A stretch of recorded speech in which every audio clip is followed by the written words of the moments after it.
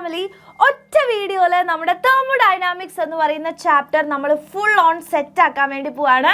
അപ്പോൾ മാക്സിമം നിങ്ങൾ ഫ്രണ്ട്സിലേക്കൊക്കെ എന്ത് ചെയ്ത് കൊടുക്കുക, ഈ ഒരു വീഡിയോ നിങ്ങൾ ഷെയർ ചെയ്ത് കൊടുക്കുക കേട്ടോ.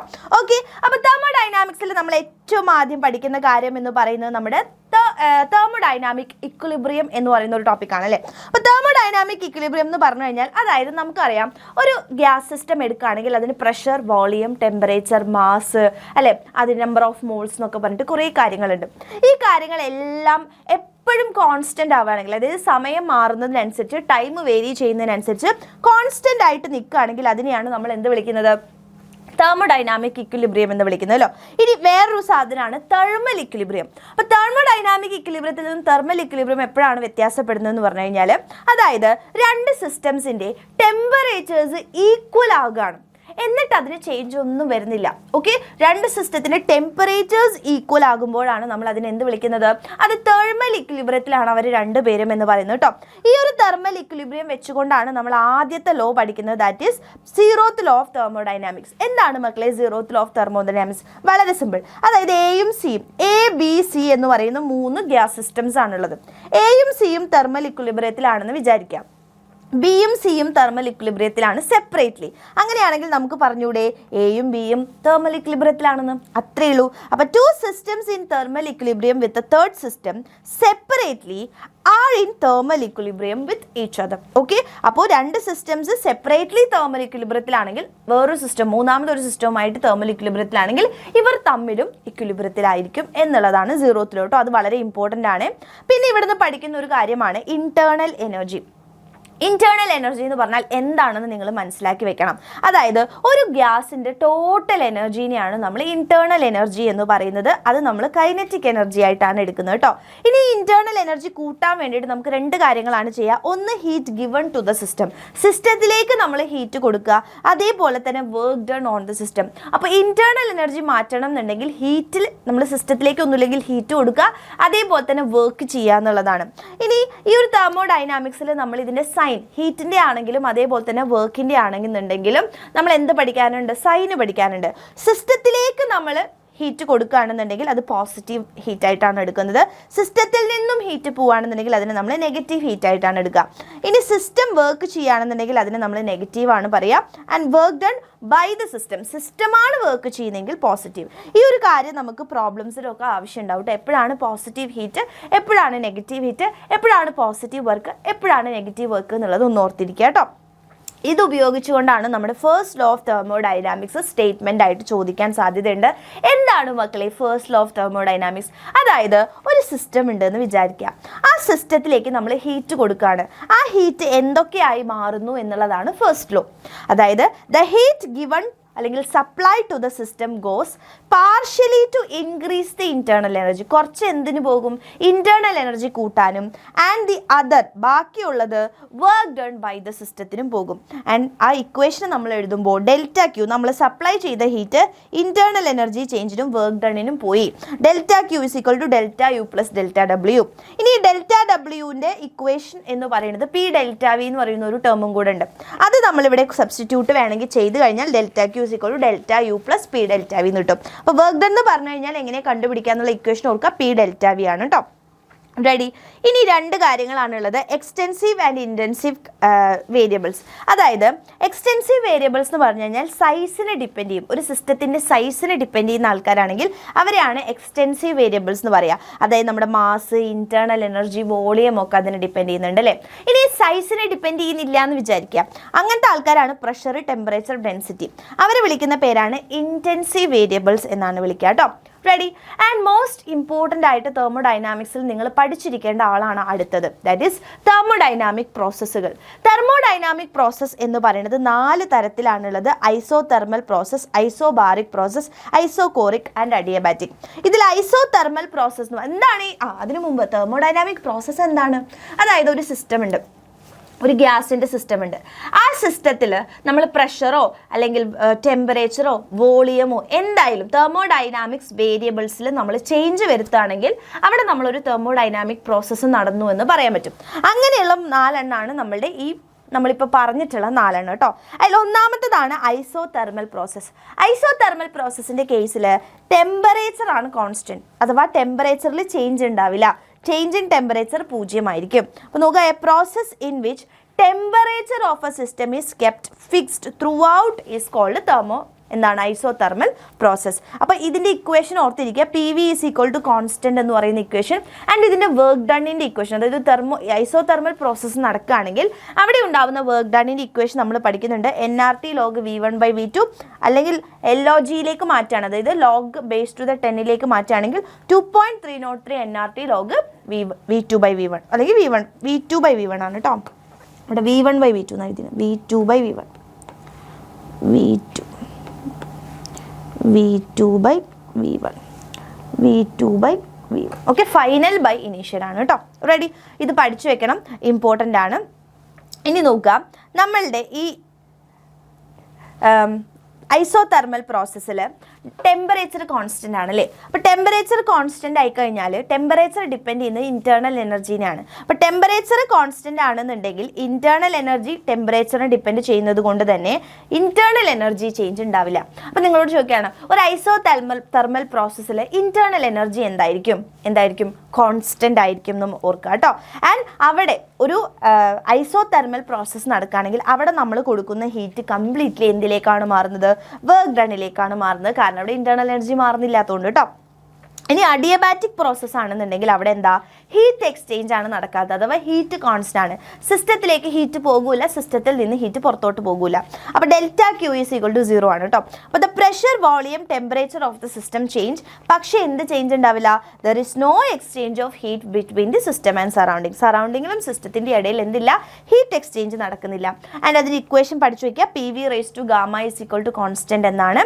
And T V raise to gamma -1, അതായത് പ്രഷർ, വോളിയം, ടെമ്പറേച്ചർ അല്ലെ, പ്രഷർ വോളിയം ടേമിലുള്ള ഇക്വേഷനാണിത്. അതേപോലെ തന്നെ ടെമ്പറേച്ചർ വോളിയം തമ്മിലുള്ള റിലേഷനാണ് ആൻഡ് പ്രഷർ വോളിയം തമ്മിലുള്ള റിലേഷനാണ്. ഇത് രണ്ടും നിങ്ങൾ പഠിച്ചിട്ടില്ലെങ്കിലും ഇതാണ് നമുക്ക് ഇമ്പോർട്ടൻ്റ് ആയിട്ടുള്ളത് കേട്ടോ. ആൻഡ് അതിൻ്റെ വർക്ക് ഡണ്ണിൻ്റെ ഇക്വേഷൻ ഇമ്പോർട്ടൻ്റ് ആണ്, N divide by gamma -1 into T1 - T2. ഇതിൻ്റെ ഡെറിവേഷൻ പഠിച്ചിരിക്കണം കേട്ടോ. ഓക്കെ. ഇനി അഡിയബാറ്റിക് കംപ്രഷൻ ആണ് നടക്കണമെന്ന് വിചാരിക്കുക. നിങ്ങളോട് ചോദിക്കുകയാണ്, ഇന്റേണൽ എനർജി അഡിയബാറ്റിക് കംപ്രഷനിൽ എങ്ങനെയാണ് മാറുന്നത്? അഡിയബാറ്റിക് എക്സ്പാൻഷനിൽ എങ്ങനെയാണ്? അപ്പോൾ കംപ്രഷൻ എന്ന് പറയുമ്പോൾ തന്നെ എന്താ? അവിടെ മോളിക്യൂൾസ് എല്ലാം അടുത്ത് വരും. മോളിക്യൂൾസ് എല്ലാം അടുത്ത് വന്നാൽ ഇവർ തമ്മിൽ നല്ലോണം കൊളീഷൻ നടക്കും. സോ അവർക്ക് എനർജി കൂടും അല്ലേ? അപ്പോൾ ഇന്റേണൽ എനർജി കൂടും. എല്ലാവരും വിട്ടാണ് പോകുന്നതെങ്കിൽ കൊളീഷൻ ഉണ്ടാവില്ല. സോ അവർക്ക് എനർജി കുറയുകയാണ് ചെയ്യുക എന്ന് ഓർക്കുക കേട്ടോ. ഐസോകോറിക് പ്രോസസ്സ് എന്ന് പറഞ്ഞു കഴിഞ്ഞാൽ അവിടെ വോളിയമാണ് കോൺസ്റ്റന്റ് ആവുന്നത്. അപ്പോൾ പ്രഷറിലും ടെമ്പറേച്ചറിലും ഒക്കെ ചേഞ്ച് ഉണ്ടാവും, പക്ഷേ വോളിയം കോൺസ്റ്റന്റ് ആയിരിക്കും. അപ്പോൾ വോളിയത്തിൽ ചേഞ്ച് ഇല്ലെങ്കിൽ വർക്ക് ഡൺ എന്തായിരിക്കും? 0 ആയിരിക്കും. ഓക്കെ. അപ്പോൾ ഐസോകോറിക് പ്രോസസ്സിൽ സംഭവിക്കുന്നത് എങ്ങനെയാ? അവിടെ വർക്ക് ഡൺ ആണ് 0 അല്ലേ? അവിടെ വർക്ക് ഡൺ 0. അപ്പോൾ ആ സിസ്റ്റത്തിലേക്ക് കൊടുത്ത ഹീറ്റ് കംപ്ലീറ്റ്ലി എന്തായിട്ടാണ് മാറുക? ഇന്റേണൽ എനർജി ആയിട്ടാണ് മാറുക. ഇതൊക്കെ ഇമ്പോർട്ടൻ്റ് ആയിട്ടുള്ള സ്റ്റേറ്റ്മെന്റ്സ് ആണ് കേട്ടോ. The heat absorbed by the system entirely go to change in internal energy and its temperature. Set ആണല്ലോ. ഇനി ഐസോബാറിക് പ്രോസസ്സിലേക്ക് വരികയാണെങ്കിൽ അവിടെ എന്താണ്? പ്രഷറാണ് കോൺസ്റ്റന്റ്. അതുകൊണ്ട് change in pressure is equal to അല്ലെ കോൺസ്റ്റന്റ് പ്രഷറിലാണെന്ന് മനസ്സിലാക്കുക. ആൻഡ് ഇതിന്റെ വർക്ക് ഡൺ എന്ന് പറയുന്നത് P ∆V ആണ് കേട്ടോ. അപ്പോൾ ഇവിടെ പ്രഷർ കോൺസ്റ്റന്റ് ആയതുകൊണ്ട് Pനെ നമുക്ക് പുറത്തെടുക്കാം. ∆V എന്ന് പറയുമ്പോൾ V2 - V1 എന്ന് ഡയറക്റ്റ് ആയിട്ട് കൊടുത്താൽ മതി. റെഡിയാണല്ലോ. ഇനി നോക്കുക, അടുത്തതായിട്ട് ഇവിടെ നിന്ന് പഠിക്കാനുള്ള ഒരു ഇമ്പോർട്ടൻ്റ് ആയിട്ടുള്ള കാര്യം എന്ന് പറയുന്നത് എല്ലാ തെർമോഡൈനാമിക് പ്രോസസ്സുകളുടെയും പ്രഷർ വോളിയം ഗ്രാഫാണ്. അപ്പോൾ ഈ പ്രഷർ വോളിയം ഗ്രാഫ് നമ്മൾ വരയ്ക്കുന്ന സമയത്ത് കംപ്രഷൻ്റെയും അതേപോലെ തന്നെ എക്സ്പാൻഷൻ്റെയും വരയ്ക്കണം. ഇനി ഇവിടെ നിന്ന് ചോദ്യങ്ങൾ ചോദിക്കുക, ഏതിനാണ് വർക്ക് ഡൺ കൂടുതലുള്ളത്, ഏത് പ്രോസസ്സിലാണ് വർക്ക് ഡൺ കൂടുതൽ, ആ രീതിയിലുള്ള മിനിമം ഏതാണെന്നൊക്കെയാണ് ചോദിക്കുക. അപ്പോൾ ആദ്യം നിങ്ങൾ മനസ്സിലാക്കേണ്ടത് ഒരു പി വി ഗ്രാഫ്.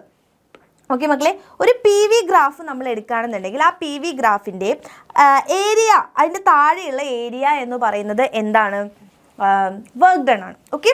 അപ്പോൾ ഇവിടെ നമ്മൾ നോക്കുന്ന സമയത്ത് എക്സ്പാൻഷൻ്റെ കേസിൽ നോക്കിക്കേ, ഇതാണ് ഐസോബാറിക്, ഇത് ഐസോതെർമൽ, ഇത് അഡിയബാറ്റിക്, ഇത് ഐസോകോറിക്. ഐസോകോറിക്കിൻ്റെ വർക്ക് ഡൺ 0 ആണെന്ന് നമുക്കറിയാം അല്ലേ? അപ്പോൾ ഇതിൽ ഏറ്റവും കൂടുതൽ എക്സ്പാൻഷൻ്റെ കേസിൽ മാക്സിമം വർക്ക് ഡൺ എന്ന് പറയുന്നത് ഇതിൻ്റെ അടിയിലാണ് കൂടുതൽ ഏരിയ ഉള്ളത്. അപ്പോൾ ഏതാ? ഐസോബാറിക് ആണ്. ഇനി കംപ്രഷൻ്റെ കേസ് വരികയാണെങ്കിൽ ജസ്റ്റ് അതിൻ്റെ ഓപ്പോസിറ്റ് ആണ്. അപ്പോൾ ഇവിടെ ഐസോബാറിക്, ഐസോതെർമൽ, അഡിയബാറ്റിക്, ഐസോകോറിക്. ഐസോകോറിക്കിന് ഓൾറെഡി 0 ആണ്. പിന്നെ ഉള്ളത് ഈ ഗ്രാഫിൻ്റെ അടിയിലാണ് ഏറ്റവും കൂടുതൽ ഏരിയ വരുന്നത് അല്ലേ? അപ്പോൾ അതേതാ അഡിയബാറ്റിക്കിനാണ് എന്ത് കംപ്രഷനിൽ ഏറ്റവും കൂടുതൽ വരുന്നത് കേട്ടോ. അപ്പോൾ അതൊന്ന് ജസ്റ്റ് ഒന്ന് ഓർത്തിരിക്കുക. ആൻഡ് അടുത്തതാണ് ക്വാസി സ്റ്റാറ്റിക് പ്രോസസ്സ്. അതായത് ഇതൊരു ഹൈപ്പത്തറ്റിക്കൽ കൺസ്ട്രക്റ്റ് ആണ്. വളരെ ഇൻഫിനിറ്റ്ലി സ്മോൾ ആയിട്ടുള്ള രീതിയിൽ അല്ലെങ്കിൽ വളരെ സ്ലോ ആയിട്ടുള്ള രീതിയിൽ നടക്കുന്ന ഒരു തെർമോഡൈനാമിക് പ്രോസസ്സാണ്. അതിലെപ്പോൾ നോക്കിയാലും അത് തെർമോഡൈനാമിക് ഇക്വിലിബ്രിയത്തിൽ ഇരിക്കുന്ന പോലെയാണ് നമുക്ക് ഫീൽ ചെയ്യാം. ഓക്കെ, അപ്പോൾ നോക്കുക. It is a process in which the thermodynamic system proceeds extremely slow such that at every instant of time the temperature and pressure are the same in all the parts. എല്ലാ പാർട്ടിലും same ആയിരിക്കും എന്നുള്ളതാണ് കേട്ടോ. Ready?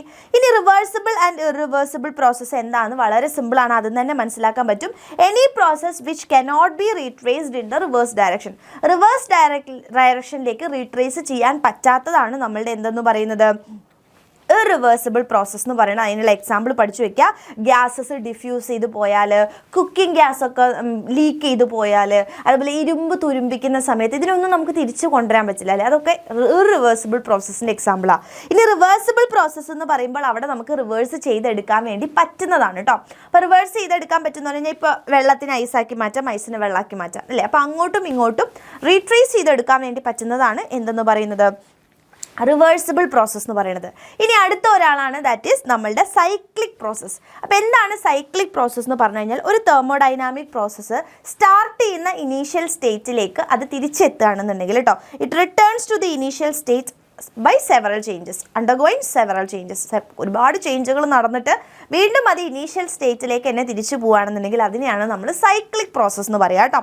അപ്പോൾ അതിൻ്റെ PV graph എന്ന് പറയുന്നത് ഇതേപോലെ തന്നെ അതിൻ്റെ പ്രഷർ വോളിയം ഗ്രാഫ് എന്ന് പറയുന്നത് എങ്ങനെയായിരിക്കും, ഒരു ക്ലോസ്ഡ് ആയിരിക്കും. ആൻഡ് ഈ ഒരു പ്രഷർ വോളിയം ഗ്രാഫ് നമുക്കൊരു സൈക്ലിക് പ്രോസസ്സിൻ്റെ തരികയാണെങ്കിൽ അതിൻ്റെ വർക്ക് ഡൺ കണ്ടുപിടിക്കാൻ എന്ത് ചെയ്താൽ മതി എന്നറിയോ, ഈ ക്ലോസ് ആയിട്ടുള്ള ഇതിൻ്റെ ഉള്ളിലത്തെ ഏരിയ കണ്ടുപിടിച്ച് കഴിഞ്ഞാൽ നമുക്കതിൻ്റെ വർക്ക് ഡൺ കിട്ടും. ഇതാണ് അവിടുത്തെ വർക്ക് ഡൺ കേട്ടോ.